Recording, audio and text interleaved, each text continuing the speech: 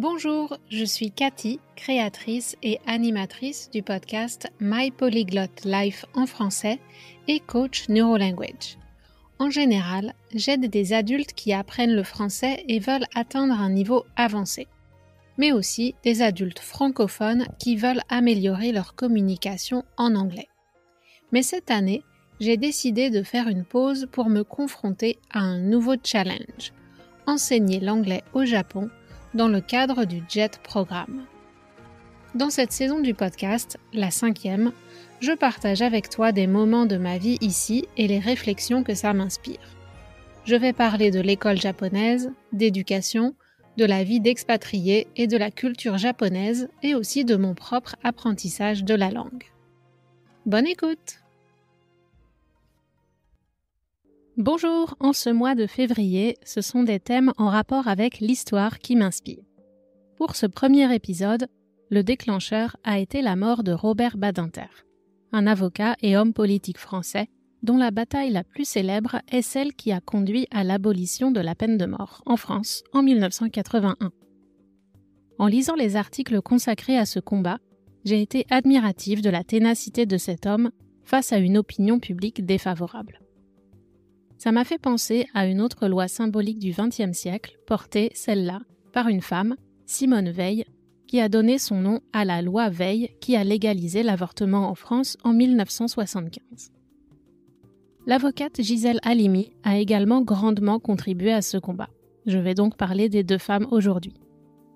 L'accès à l'avortement comme une des libertés de la femme est en cours d'inscription dans la Constitution à l'initiative d'Emmanuel Macron, comme un moyen de rendre cet engagement encore plus fort et plus difficile à défaire qu'une simple loi.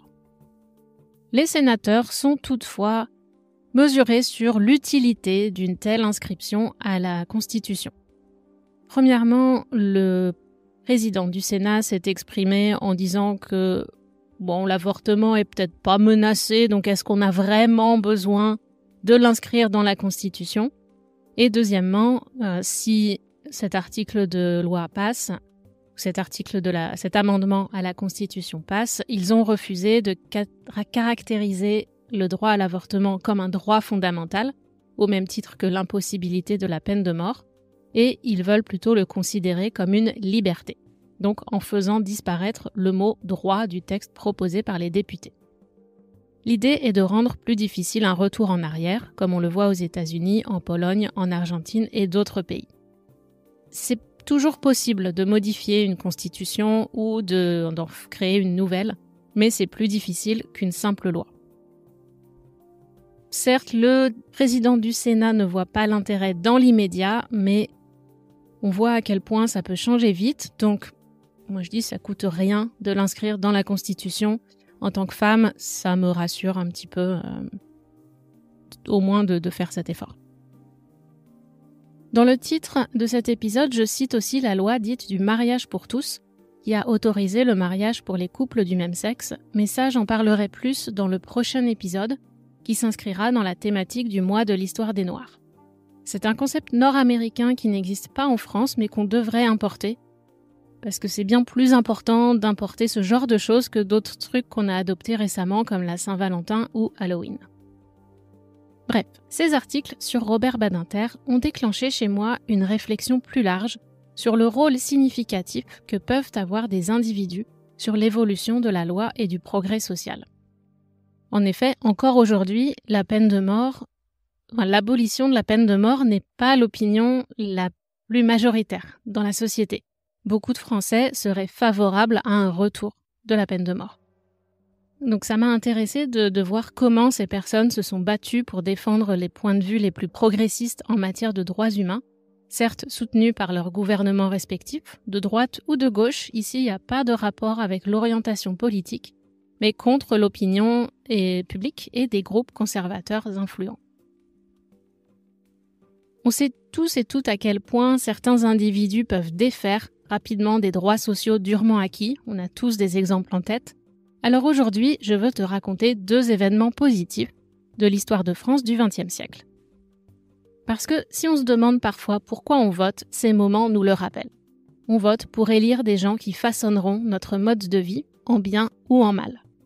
Au contraire des populistes qui disent au peuple ce qu'il veut entendre avec des arguments faciles et fallacieux.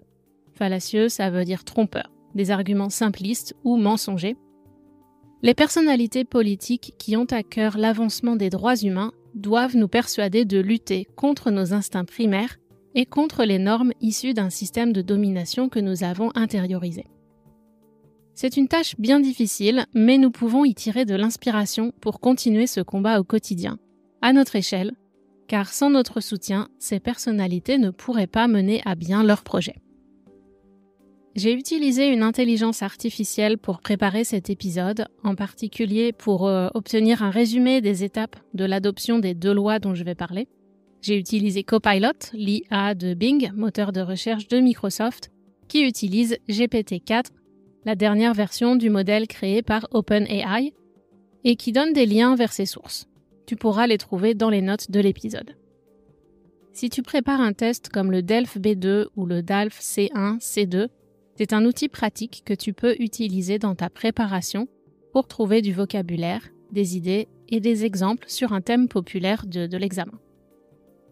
Mais à partir de ça, je suis partie dans un trou du lapin et j'ai voulu lire plus d'informations par moi-même. Donc je ne sais pas si l'IA m'a permis de gagner du temps, mais ça m'a en tout cas permis de savoir où orienter mon regard pour ensuite organiser la façon dont j'allais partager ces infos avec toi. Je sais que beaucoup de mes auditeuristes ont des tendances similaires. On aime aller apprendre beaucoup de choses par nous-mêmes. On a de la curiosité et on aime comprendre comment fonctionne le monde. Alors je sais que tu me comprends et que tu apprécieras cet épisode.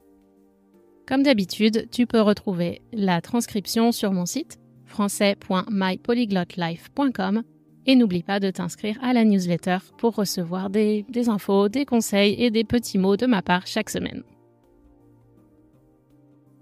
Alors commençons avec Robert Badinter, avocat et grand artisan de l'abolition de la peine de mort en France en 1981. Il est décédé la semaine dernière, donc tu as peut-être vu son nom dans les médias français. Il y a un hommage national organisé pour lui et on parle même peut-être de la possibilité qu'il soit transféré au Panthéon. Robert Badinter était un avocat qui a défendu plusieurs condamnés à mort dans les années 1970 sans réussir à les sauver de la guillotine. Alors, il est progressivement devenu un militant acharné contre la peine capitale qu'il considérait comme une violation de la dignité humaine. En 1981, il est nommé ministre de la Justice par le président François Mitterrand, qui avait promis d'abolir la peine de mort pendant sa campagne électorale.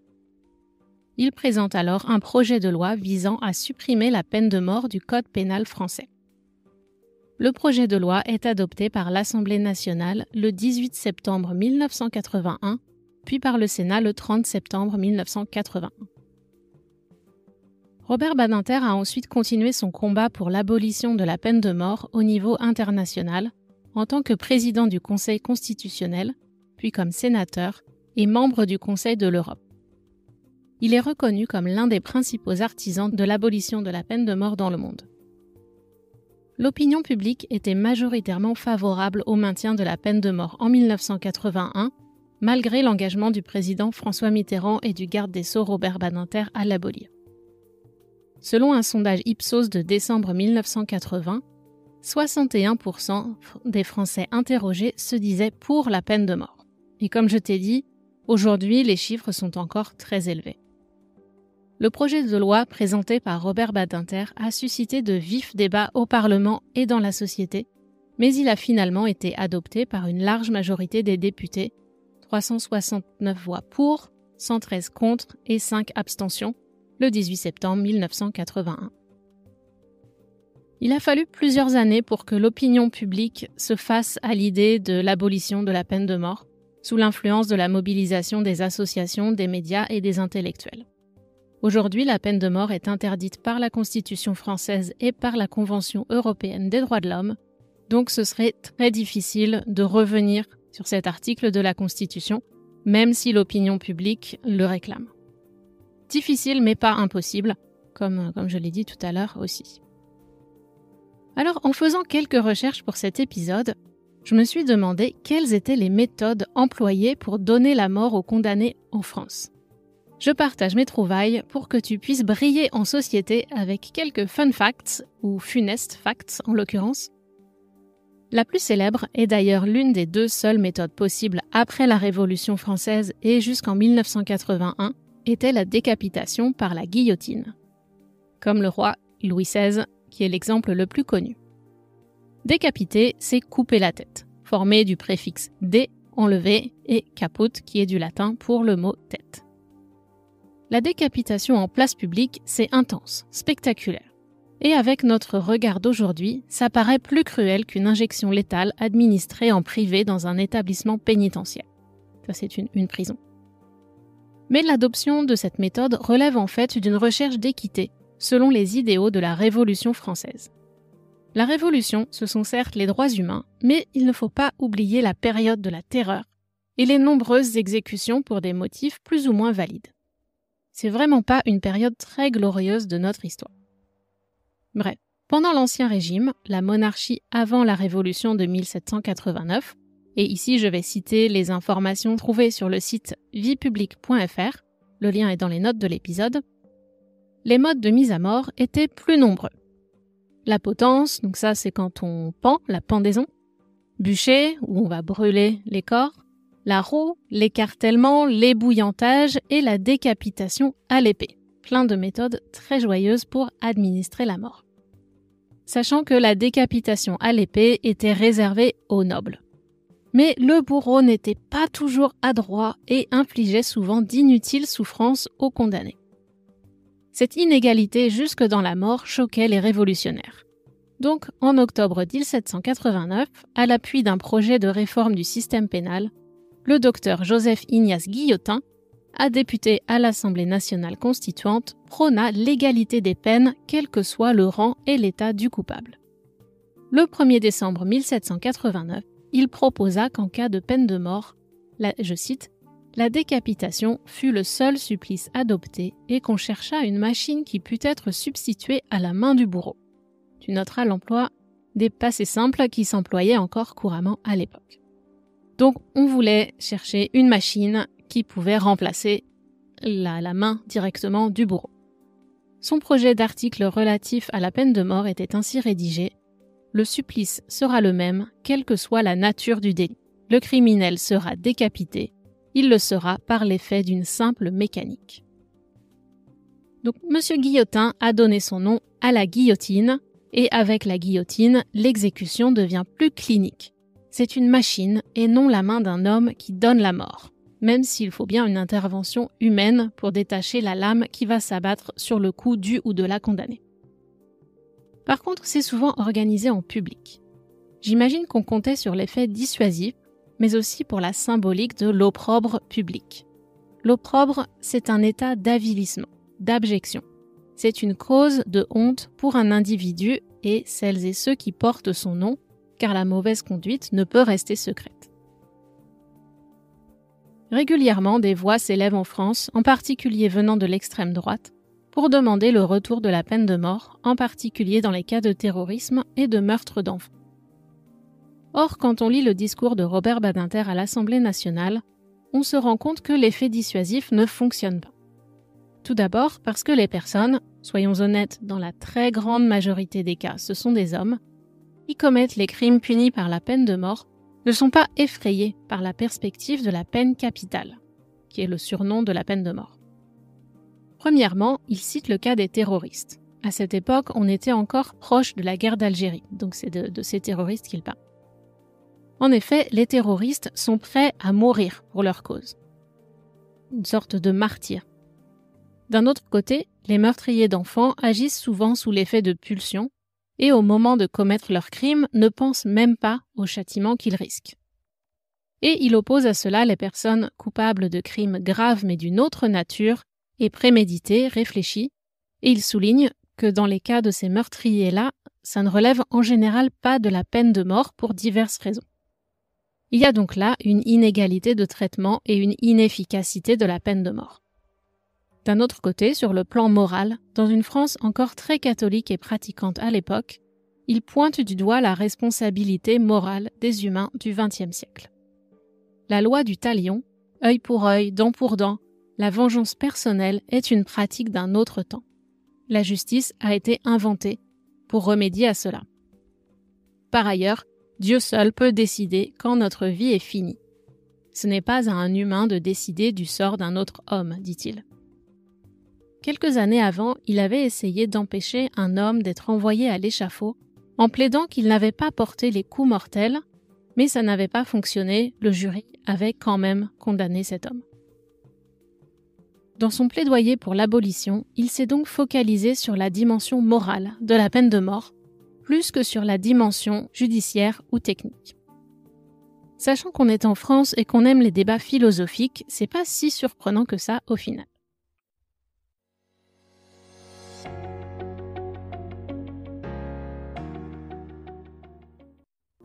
Je voudrais maintenant te parler d'un autre sujet symbolique des avancées sociales du XXe siècle et qui, pour le coup, rassemble la très très grande majorité des Français et Françaises. Si les débats ont été houleux à l'époque, dans une France très catholique et patriarcale, maintenant c'est une chose qu'on ne remet plus en cause.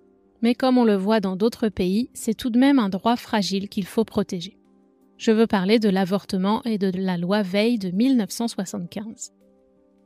Pour le coup, Simone Veil a porté cette loi, mais elle n'était que, entre guillemets, la représentante de milliers de femmes qui osaient finalement réclamer ce droit.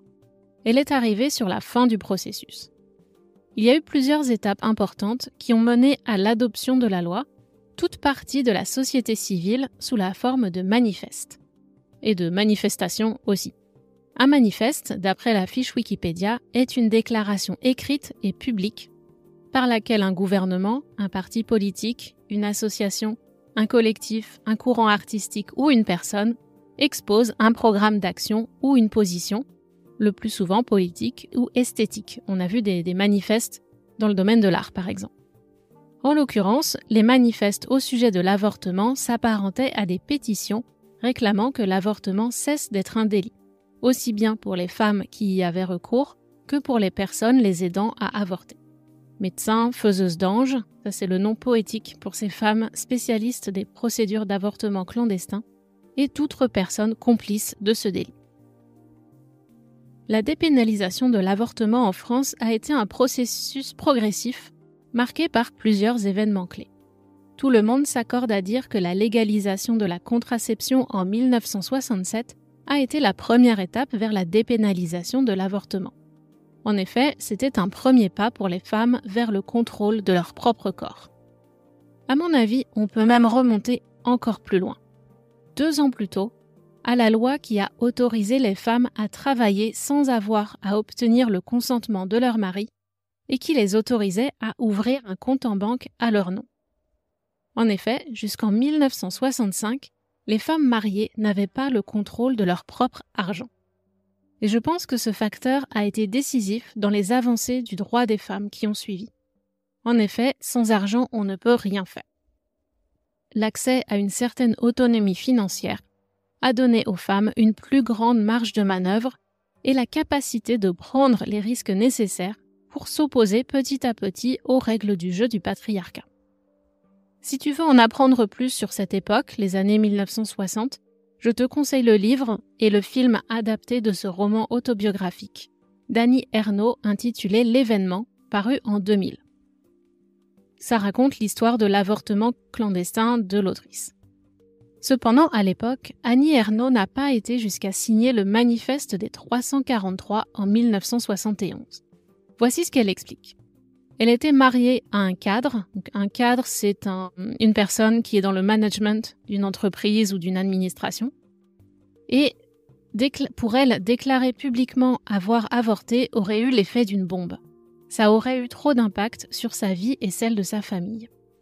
À ce moment-là, elle n'était pas l'écrivaine célèbre qu'elle est aujourd'hui et qui a d'ailleurs reçu le prix Nobel récemment. Qu'est-ce que le manifeste des 343 ? Qui est parfois surnommé le manifeste des 343 salopes, suite à une caricature parue dans le journal Charlie Hebdo qui posait une question très juste. Qui a engrossé les 343 salopes du manifeste pour l'avortement ?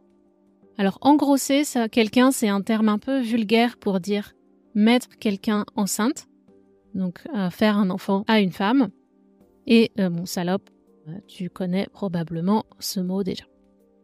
Donc je ne sais pas quel sens avait cette question posée par ce journal satirique de gauche à l'époque, mais après MeToo, elle résonne d'une façon particulière. Le qui de la question déplace le focus des femmes, qui n'ont en effet pas fait un bébé toutes seules, vers les géniteurs de ces fœtus avortés. Qui a mis ces femmes enceintes et quel était ce besoin absolu de se tourner vers cette procédure dangereuse qu'était l'avortement? C'est une question très intéressante. Donc, ce texte, ce manifeste, est une pétition parue le 5 avril 1971 dans le Nouvel Observateur, un journal, appelant à la légalisation de l'avortement en France, en raison notamment des risques médicaux provoqués par la clandestinité dans laquelle il est pratiqué.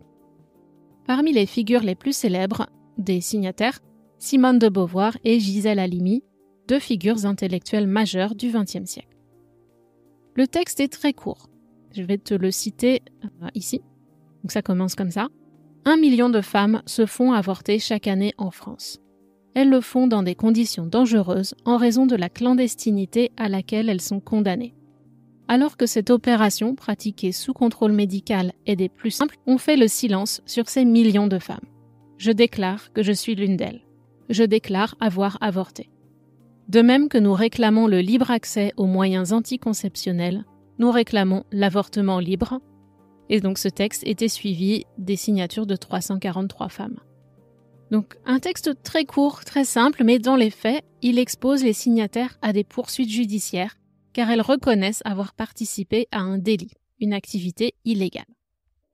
Comme on dit, l'union fait la force. Il est plus difficile de poursuivre plus de 300 femmes en justice qu'une personne isolée et victime. D'autant plus que certaines de ces femmes étaient des personnalités célèbres et reconnues. Au final, aucune n'a été poursuivie pour ce délit, donc aucune n'a été poursuivie suite à sa signature de ce manifeste. Mais la signature du manifeste a entraîné des conséquences plus ou moins graves pour certaines d'entre elles, en particulier les plus anonymes. Contrat de travail non renouvelé, remontrance donc critique de leur hiérarchie, harcèlement policier, etc. révèle un article du site viepublique.fr. Dans les mois et les années qui suivent ce manifeste, d'autres manifestes, signés par des gynécologues et des médecins avant avoir pratiqué des avortements, étaient publiés pour réclamer eux aussi la légalisation de l'avortement. Et ce, indépendamment de la conviction personnelle des médecins. Plusieurs médecins opposés personnellement à l'avortement se sont prononcés en faveur de la légalisation. Pour des simples raisons médicales, ils ont prêté serment de soigner les gens et d'exercer leur métier dans les meilleures conditions possibles. Donc pour cette raison, ils soutenaient la légalisation. Le mouvement de libération des femmes, MLF, a beaucoup œuvré également pour faire de cette question un débat de société, et elle ne comptait pas s'arrêter tant qu'elle n'aurait pas obtenu gain de cause. Obtenir gain de cause, c'est obtenir ce qu'on réclame, par exemple des droits ou la justice.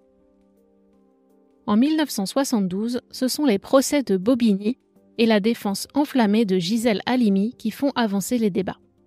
Après avoir défendu Marie-Claire, la victime, l'avocate défendait la maman et les autres femmes ayant participé à l'avortement clandestin de cette jeune fille qui s'était retrouvée enceinte suite à un viol.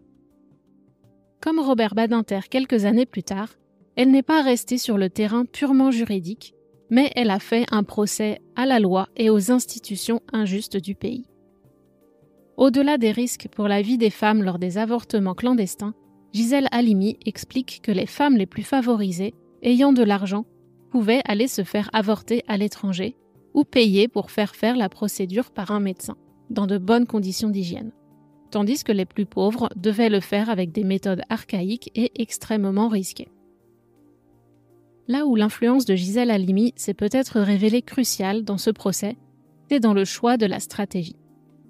Alors que d'après le code de procédure pénale, seuls les témoins ayant directement un lien avec les accusés ou les parties civiles sont normalement autorisés à témoigner, elle a choisi d'appeler à la barre des experts, par exemple 2 prix Nobel de physiologie et de médecine, des hommes politiques, mais aussi Simone de Beauvoir ou encore les actrices Delphine Seyrig et Françoise Fabian, ainsi que la présidente du planning familial.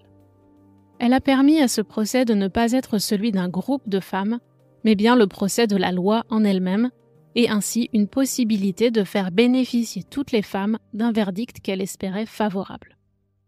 Le jugement du tribunal, très clément envers les accusés, a laissé la porte ouverte pour continuer le combat.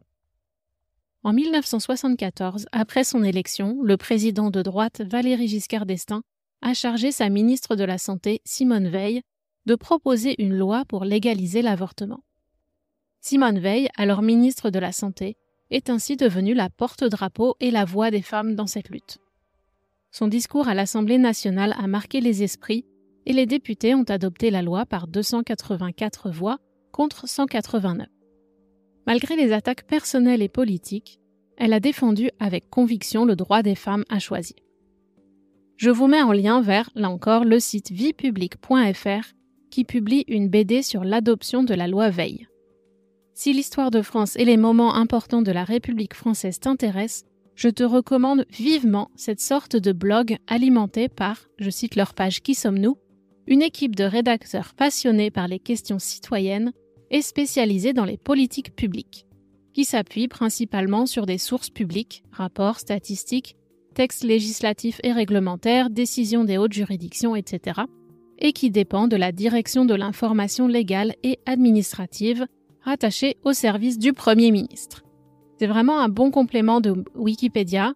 Le contenu est écrit dans un français accessible et si tu comprends mon podcast, tu n'auras pas de problème majeur pour lire les articles sur ce site. Le lien est dans les notes de l'épisode.